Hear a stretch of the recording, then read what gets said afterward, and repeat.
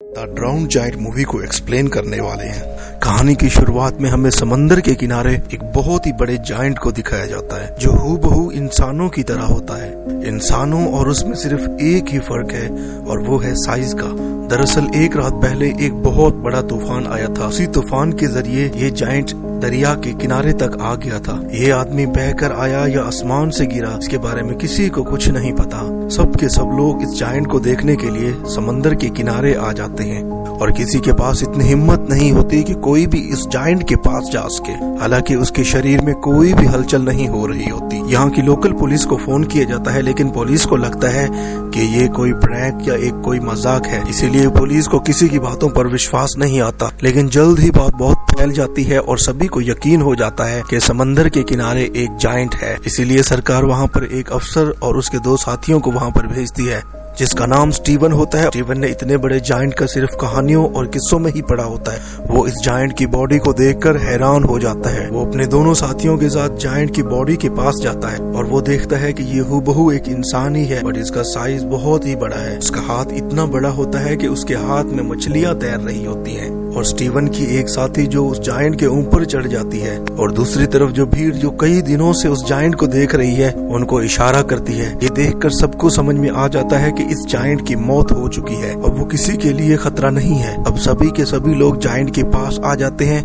और उसके ऊपर चढ़ जाते हैं। वो उसके ऊपर चढ़कर खेलना शुरू कर देते हैं। किसी को इस बात से कोई मतलब नहीं है कि ये कौन है और ये कहां से आया था। सब अपने अपने तरीके से जायंट को इस्तेमाल कर रहे होते हैं। वो उसके ऊपर फन कर रहे होते हैं। दूर से ये सब कुछ स्टीवन बहुत ही गौर से देख रहा होता है। स्टीवन के दोनों साथी उस जायंट पर नोट बना रहे होते हैं, लेकिन स्टीवन अब भी उस जायंट को बहुत गौर से देख रहा होता है। उसे कुछ नहीं समझ आ रहा होता है कि ये इंसानों का उस जायंट के साथ ऐसा रवैया आखिर क्यों है।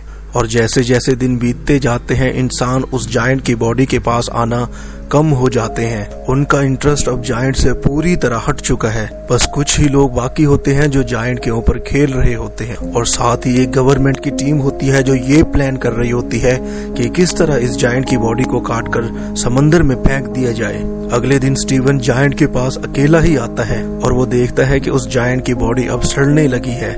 वो देखता है कि जो हाथ उसका समंदर की तरफ था वो अब कट चुका है और उसे पक्षी खा रहे होते हैं। और साथ ही वो देखता है कि जायंट का पूरा शरीर जो पहले चमकदार था अब पीला हो चुका है।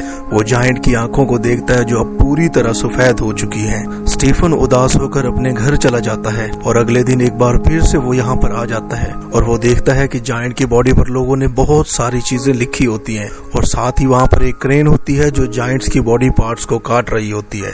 अब उसका जिस्म बहुत ही सड़ चुका है। स्टीवन वहां से चला जाता है। स्टीवन 2 हफ्ते बाद वहां पर आता है और देखता है बहुत से बॉडी पार्ट्स अब नहीं रहे।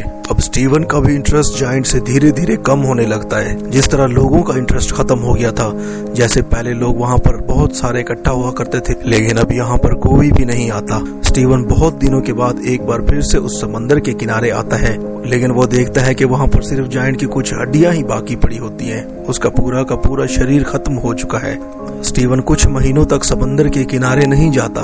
एक दिन जब वो गाड़ी से जा रहा होता है तो वो देखता है कि एक शॉप ने उस जायंट की हड्डी को शोपीस के तौर पर अपनी दुकान के ऊपर रखा होता है। दरअसल उस जायंट के जितने भी पार्ट से लोग अपने अपने फायदे और अपने अपने मफाद के लिए यूज कर रहे होते हैं। एक दिन स्टीवन कंट्री साइड जाता है और वो देखता है कि एक किसान ने उस जायंट के स्कल को अपने घर के साइड पे रखा होता है। उसे देखकर ये एहसास होता है कि इंसान चाहे कितना ही बड़ा क्यों ना हो, कितना ही ताकतवर क्यों ना हो, एक दिन सबका अंत हो ही जाता है और पूरी ताकत मिट्टी में मिल जाती है। जिस तरह लोग उस जायंट को चंद दिनों में भूल गए, इसी तरह हर इंसान को चंद दिनों में भुला दिया जाता है। इस कहानी के कई सारी मीनिंग्स हैं जो हर कोई अपने अपने तरीके से कंसीव कर सकता है। इस कहानी को इस तरीके से ही समझा जा सकता है कि इंसान चाहे जितना ही ताकतवर क्यों ना हो, एक ना एक दिन उसको फना ही हो जाना है।